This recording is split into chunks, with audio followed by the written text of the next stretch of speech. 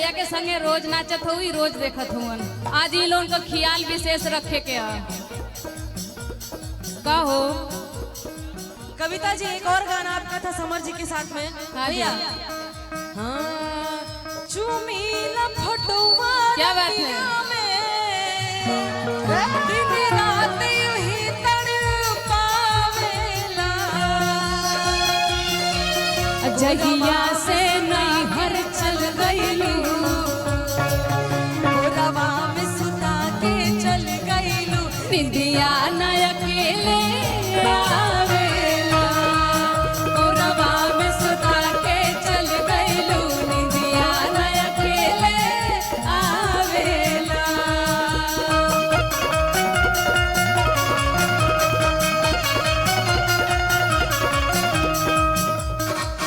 करके नई हर से आई थी बीटेक बलम, सही करके नई हर से आई थी बीटेक बलम, मर गई मैं गेहूं काटते काटते। करके नहीं हर से आई हूँ भी कंबल,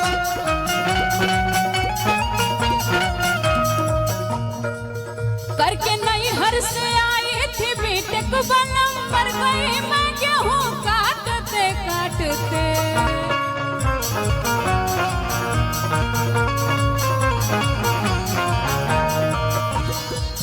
मेरे पापा से हुई भारी मिस्टेक बलम। सही का हाँ हो। मेरे पापा से हुई भारी मिस्टेक बलम, मर गई मैं गेहूं काटते काटते। लेकिन निशा जी और हमरुआ के भाभी बोलब ठीक लगी।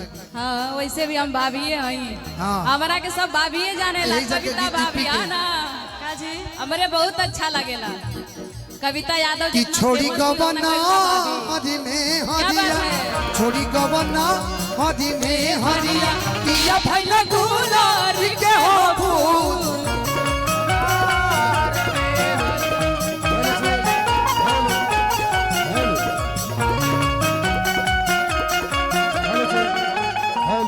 हेलो, हम लोग यूपी वाले हैं तो यूपी का बीच में कोई हेलो हेलो नहीं बोलेगा, केस कर देंगे अभी खड़े खड़े हम।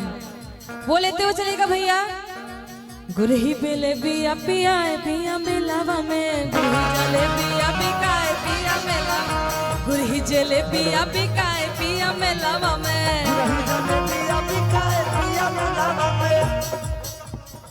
ले आई मेरा छना तो होई तेलवा में। अरे ले यहाँ कारा में छना तो होई तेलवा में, गुरही जले बिया बिकाए पिया मेलावा में, दुल्ही चले पिया बिकाए पिया मेलावा में, गुरही जले बिया बिकाए पिया मेलावा में। अनीसा जी से कहे के बाद हाँ जी। चुवता पानी लर और भइलो धनिया। चुवता पानी लद कौन भइलो धनिया हो। अच्छा अरे मन हवे के चाटत चटोर भइलो धनिया, चटोर भइलो धनिया। चुवता पानी लर और भइलो धनिया। चुवता पानी लद कौन भइलो धनिया हो, चुवता पानी लद। और धनंजय जी जी हम बनारसी हैं बनारसी। भैया। हम भी बनारसी हैं गुरु। हे राजा हमके बनारस घुमाएगा, हे राजा हमके बनारस घुमाएगा, हे राजा हमके बनारस घुमाएगा, हे राजा हमके बनारस घुमाएगा। जाके गोदलिया के मेलावा घुमाएगा, जाके गोदलिया के कोनावा घुमाएगा, जाके गोदलिया के मेलावा घुमाएगा, हे राजा हमके बनारस घुमाएगा, हे राजा हमके बनारस घुमाएगा। लेकिन हेलो बोला निशा जी कहती कभेन तो नहीं ना, कहीं अब भौजाई से हम कुछ नहीं क्यों बोल सकते से। होटल लाली चट 10 रुपया, चाहे चुमली हो 10 रुपया।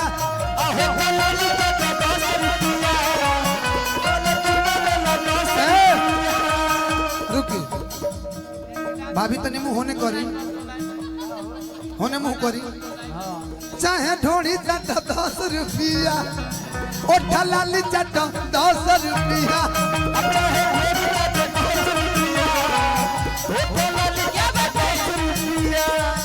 सुनिए तब हम भी कहेंगे कि नैहर से जब ससुरा गईलू के बजे दिया बुतैलू भतार संग का कैलू भतार संग का कैलू अरे नैहर से जब ससुरा गईलू के बजे दिया बुतैलू भतार संग का कैलू भतार संग का लेकिन सुनो ना हम कहब ए धनंजय भैया हां कि पटना से प्रयासी आइलो आ धनंजय संगे का कइलो ना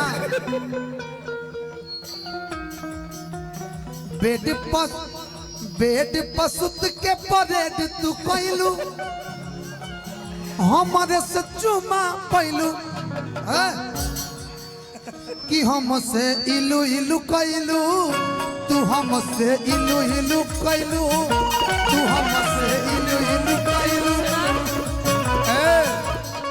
इलू इलू का मतलब बुझत अरे लाजो न लागे तोहरा अरे पूछे में आई सन बात के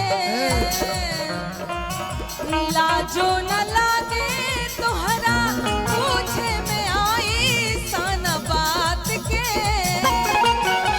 अनाई हर से जब ससुरा गईलू के बज दिया बुतैलू भतार संग का गईलू भतार संग का गईलू आई हर से जब ससुरा गईलू के बज दिया बुतैलू भतार संग का गईलू भतार संग का गईलू भैया बी अब हमो का भतार संग का कहिए कहिए दिखाई तो कर दी काका कोई कि चलल न जाता कि गोड़ लपटाता हरे तोहरा तो बाटे ताजा